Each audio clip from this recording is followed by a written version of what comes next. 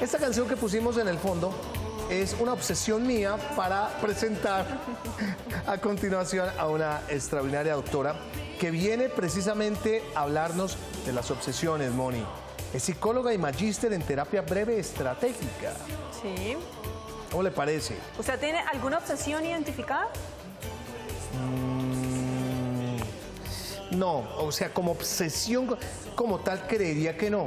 Ajá. A veces de pronto manías, pero qué bueno sería su pregunta trasladársela a la doctora María Andrea Hernández, que hoy está con nosotros. Doctora María, bienvenida a las Buenos Mañanas días, con Uno. ¿Cómo gracias. está? Bienvenida, doctora. La pregunta de Mónica es bien interesante. ¿Cómo hace uno para diferenciar de pronto una manía a una obsesión? Bien.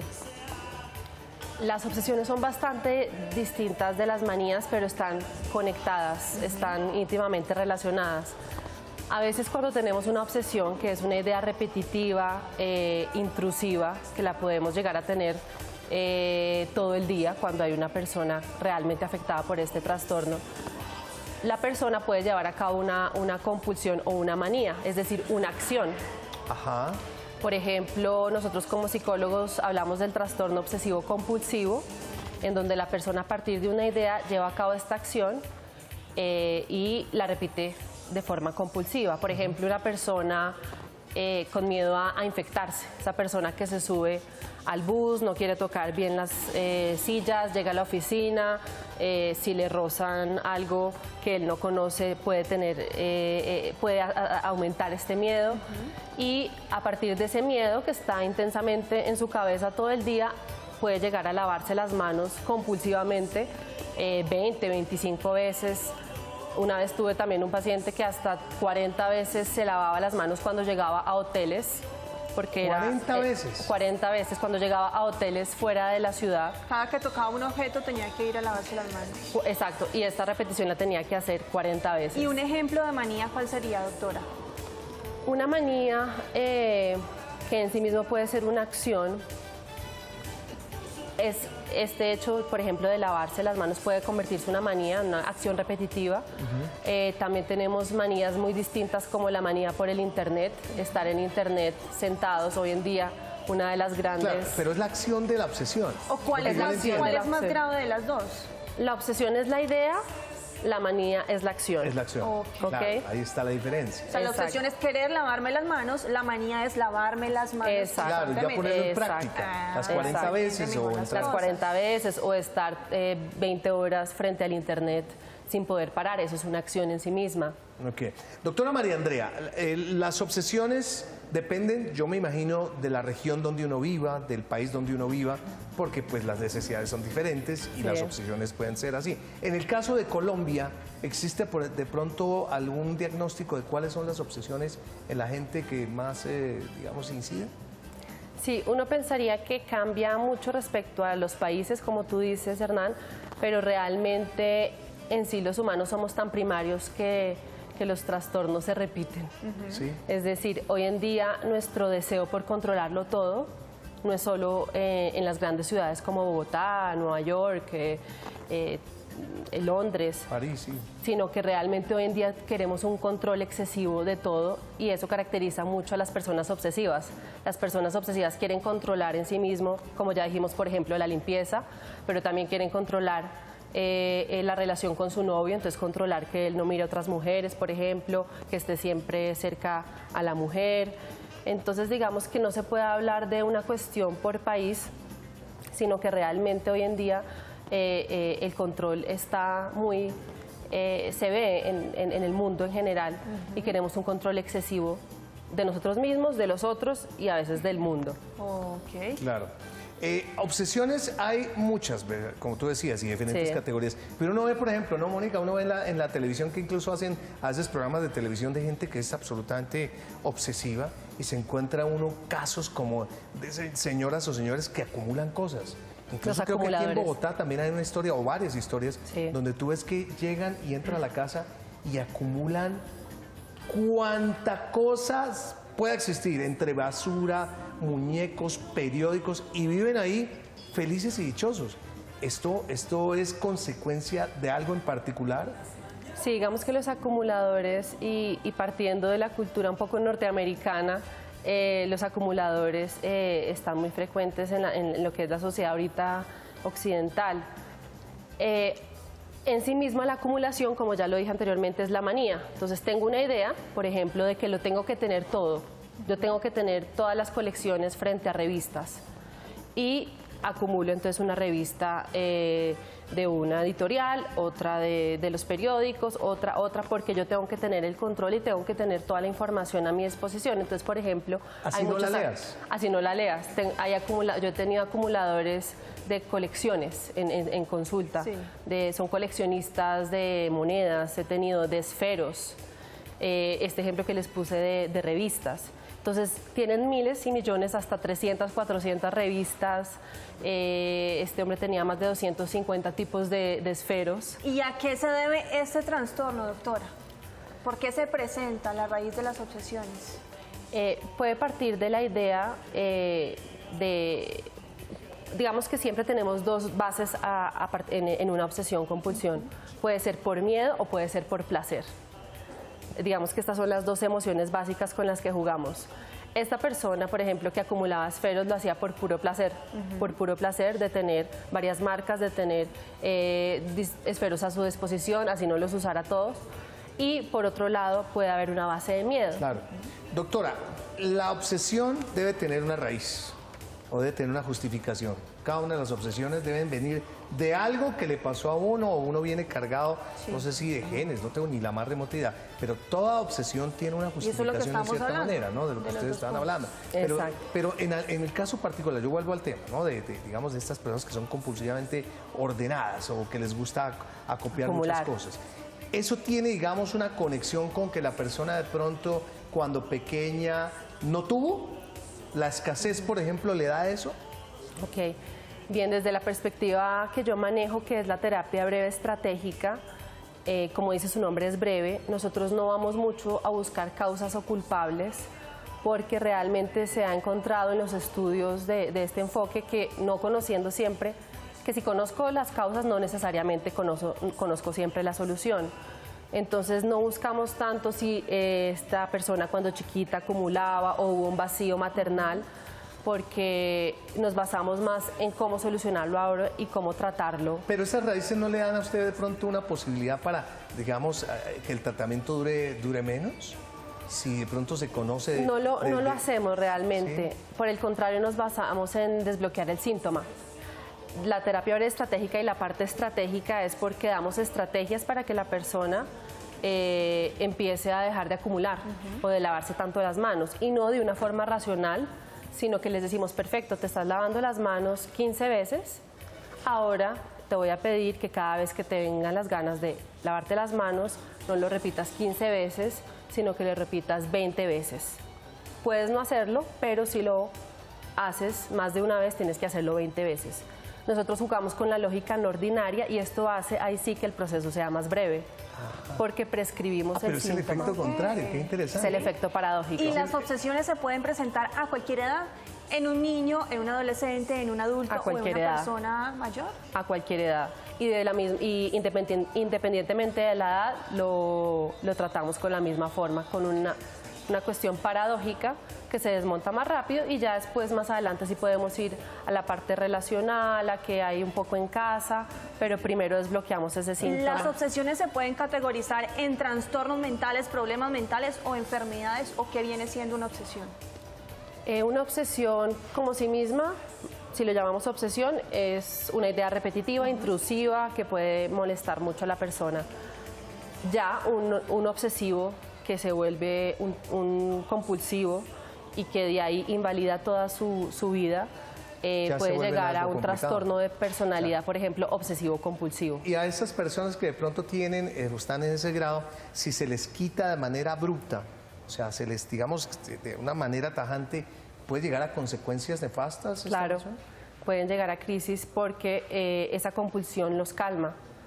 Entonces, por eso nosotros no usamos la lógica tradicional de tratar de convencer a la persona, mira, solo lavarte las manos 5 veces al día está bien, sino que aplicamos su misma lógica. Cuando la persona ya empieza a hacerlo las veces que nosotros le prescribimos, ellos empiezan a tener control del síntoma y por ende también al saber que pueden hacerlo, les llega la idea de que pueden no hacerlo. Y ahí empiezan a decir, no, creo que es ilógico yo hacer los 25 lavados al día y creo que esto no tiene tanto sentido. Entonces la persona tiene que descubrirlo en sí misma después. ¿Las obsesiones son ideas repetitivas a lo largo del día o puede ser solamente por momentos? Porque, por ejemplo, yo, cuando me voy a acostar, miro que la estufa es a gas, que esté bien cerrada y empiezo a contar cada una de las rosquitas. 1, 2, 3, 4, que esté cerrada. Y vuelvo y lo hago, sin mentirle, 10 veces. Me voy al cuarto y yo tengo que revisar otra vez. Y lo puedo hacer muchas veces porque siento miedo que de pronto me asfixie o que se presente un incendio o algo así. Y mi pregunta ahí, ¿eso es incómodo para ti hacerlo o no es incómodo hacerlo? Es decir, ¿es algo que te incomoda tu momento, antes de irte a dormir, o es algo que tú lo sientes? A veces incomoda porque estoy acostada en la cama y digo, tengo que volver a revisar y vuelvo y me levanto. Okay. Esa es la pregunta y eso creo clave. Que se presenta mucho con las personas, por ejemplo, con las llaves. ¿Será que dejé las llaves? ¿Será que cerré la nevera? Eso es algo creo que muy común. Cuando incomoda a la persona y cuando ya le está quitando horas de sueño, por ejemplo, o cuando ya las repeticiones son infinitas, ahí es cuando la persona, digo yo, tiene que y debe pedir ayuda. Nos debe pedir ayuda a los especialistas porque ya empieza a invalidar, a quitarme tiempo, de pronto a causarme problemas con el que yo vivo, porque me demoro mucho tiempo en la ducha o en la estufa. Entonces es ahí cuando la persona debe pedir. Cuando ya nos afecta a otros. Okay. Ya tengo claridad y creo que todos tenemos claridad que entonces entre la obsesión y la manía hay un tema de palabra y otro tema de acción. Pero la obsesión, por ejemplo, tiene que ver algo con los vicios. O sea, una persona que tiene un vicio es una obsesión. Ahí yo diría que van un poco separadas, yo diría que son caminos distintos, porque no todo el obsesivo es vicioso. El vicio lo puedo hacer por puro placer de yo tomarme una botella de vino o una botella de ron en cada fiesta que voy, pero realmente no es que haya una idea que me lleve a hacerlo. Puede ser un placer, puede ser un compartir con amigos, puede ser ya un hábito. Entonces no necesariamente los viciosos son de carácter o tienen un trasfondo obsesivo. ¿Hay gente más vulnerable a ser obsesivo? O te la pongo mejor, ¿las mujeres pueden ser más obsesivas que los hombres o viceversa? Yo creo, y yo lo digo más desde mi experiencia como mujer, más que psicóloga y de mis amigas contemporáneas, que las mujeres tendemos a ser más obsesivas. ¿Más obsesivas? ¿En qué ocasiones? Yo diría que en lo relacional. En lo relacional tendemos a pensar mucho cuando estamos de pronto en ese plan de conquista o de que nos gusta alguien, bueno, ¿y cómo voy a hacer cuando me llame? ¿Qué mensaje le voy a escribir? ¿Qué le respondo? ¿Cómo ir a hacer la cena? ¿Ir a estar bonita con la minifalda o con el vestido? Tendemos a ser más maquinadoras, digo yo, un poco claro. en temas sentimentales. ¿Hay temas patológicos que de pronto pueden acelerar más la obsesión? Por decirle, una persona que de pronto tenga tendencias de esquizofrenia o paranoia o que tenga algunos trastornos de carácter mental, puede estar mucho más cerca que las obsesiones se vuelvan en su pan de cada día. Claro. De hecho, las obsesiones son las que llevan a eso mismo que tú mencionaste. Las obsesiones son las que pueden llevar a una persona paranoica. Las obsesiones pueden llevar a una persona delirante. Una obsesión mal manejada o una obsesión no manejada a tiempo puede hacer que después la persona desarrolle un trastorno paranoide o un trastorno en donde la idea ya es un delirio, en donde logra ver una realidad distinta a aquello de lo que está sucediendo. Es que el tema es muy interesante, ¿no, Mónica? El tema da mucho, sobre todo que a veces uno se confunde, ¿no? Entre el caso de manía, obsesión, vicio, qué sé yo. Por eso vale la pena, si usted tiene alguna inquietud en su casa o quisiera preguntarle algo a la doctora, pues está el 410-7325 completamente dispuesto. ¿Cómo no confundir un tema de inseguridad con una obsesión? Ok. Es importante hacerle preguntas a la persona y nosotros en un coloquio terapéutico, en una entrevista terapéutica, tenemos que definir muy bien el problema. Entonces esto lo hacemos a través de preguntas con ilusión de alternativa, es decir, preguntas siempre con dos salidas, en donde preguntamos, por ejemplo, a esa persona que se siente insegura. ¿Tú te sientes insegura porque no te sientes a la altura de los otros o por una idea de ti misma que se repite de que tú no eres capaz? Entonces, si la persona me dice es por una idea repetitiva de que yo no soy capaz, ahí estamos hablando más de una cuestión obsesiva. Si es más un no sentirse a la altura porque los otros me juzgan o porque no me siento bonita, ahí digamos que ya Sí es se más. puede diferenciar, Exacto. entonces. Con preguntas siempre diferenciamos porque no podemos dar diagnósticos inmediatos. Hay televidente que en este momento quiere preguntarle algo, mi querida doctora. Es Claudia Rojas, bienvenida a Las Mañanas con Uno, Claudia. Buenos días para Hernán, Mónica y la doctora, ¿cómo están? Un abrazo, días. Claudia. Buenos Bueno, aquí está la doctora, muy a la expectativa de su pregunta, por favor. Bueno, Hernán, mi pregunta es la siguiente. Yo tengo 36 años y siempre me he comido las uñas, horriblemente, siempre. Paro por un momento, pero luego como que, no sé qué me pasa, pero siempre me va a quitarme las uñas, o sea, no me las como, sino me gusta quitármelas, tanto de las uñas de las manos como de los pies. Tengo en este momento una niña va a cumplir 4 años y ella está en esa conducta también de comerse las uñas. Entonces yo a veces digo, pues yo no tengo como sentido moral de decirle a ella, oye, no hagas eso. Pues sí lo hago, pero yo digo, es que yo no he podido con ese tema. Entonces, ¿cómo hago para que mi hija no lo haga? Tengo que decirle, reprimir esa conducta y decirle, oye, no, o no sé cómo manejar eso. Le estoy aplicando el mante para que ella no haga eso, pero no, ella sigue, y lo peor es que yo soy igual. Entonces no sé qué hacer, ¿cómo lo manejo, doctora? Gracias. Claro.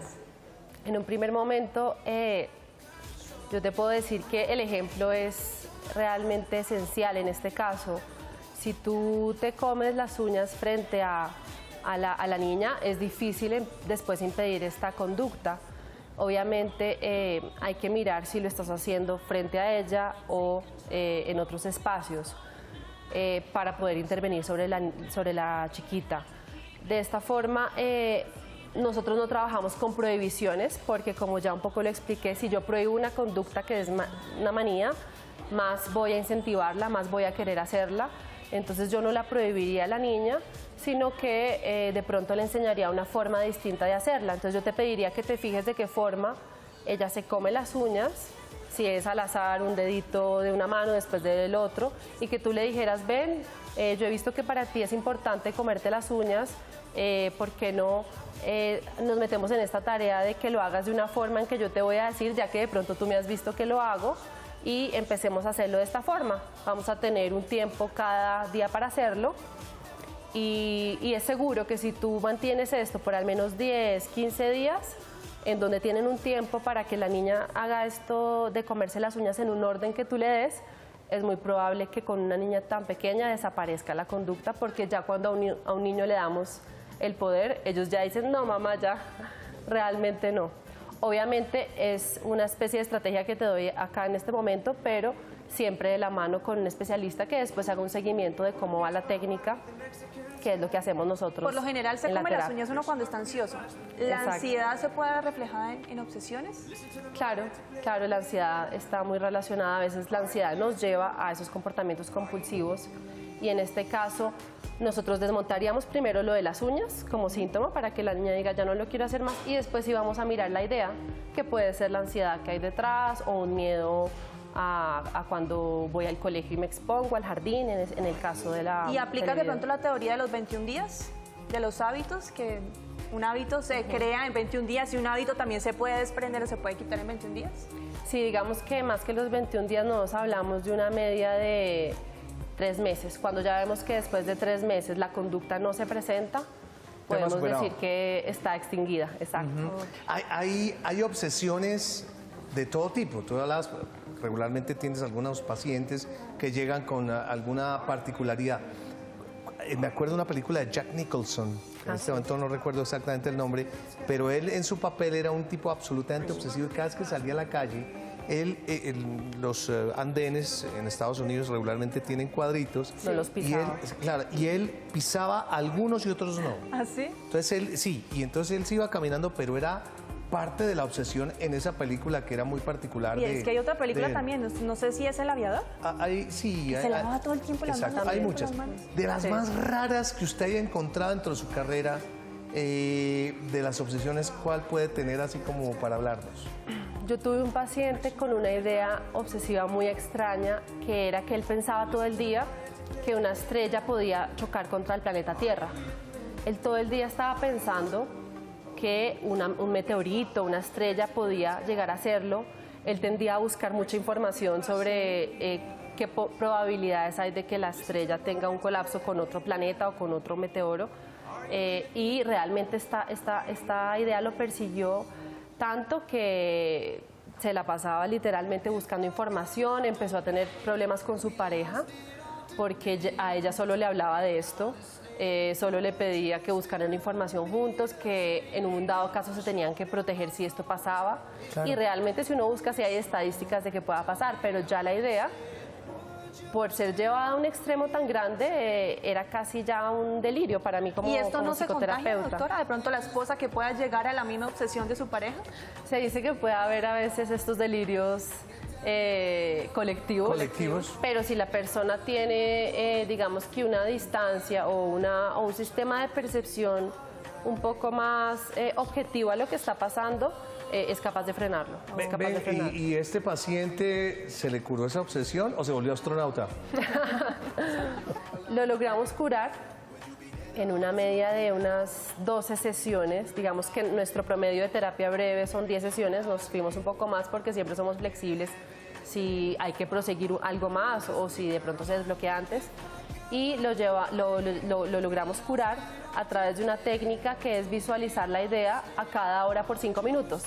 Entonces, paradójicamente, nuevamente le decimos, perfecto, tú vas a pensar a cada hora del día, desde que te despiertas, a una hora en punto, desde las 8, si te despiertas a las 7, a las 8, a las 9, a las 10, hasta que te vas a dormir. Haciendo lo que esté haciendo. Vas a pensar en esta idea voluntariamente, deliberadamente, y vas a traer como si fuera una película que estrella el meteorito, que tú estás ahí, que no hay protección alguna, que acaba el planeta. Es decir, tratamos de hilar secundar estas ideas para que por sí mismo después se desmonten.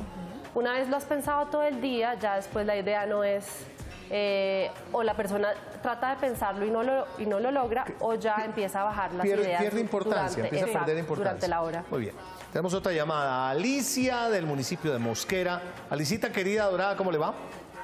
Buenos días, Hernán. Aquí pendiente del programa tan interesante que ustedes llevan a cabo hoy. Saludarlos y saludar a la psicóloga con una pregunta también, si me permite. Claro que sí.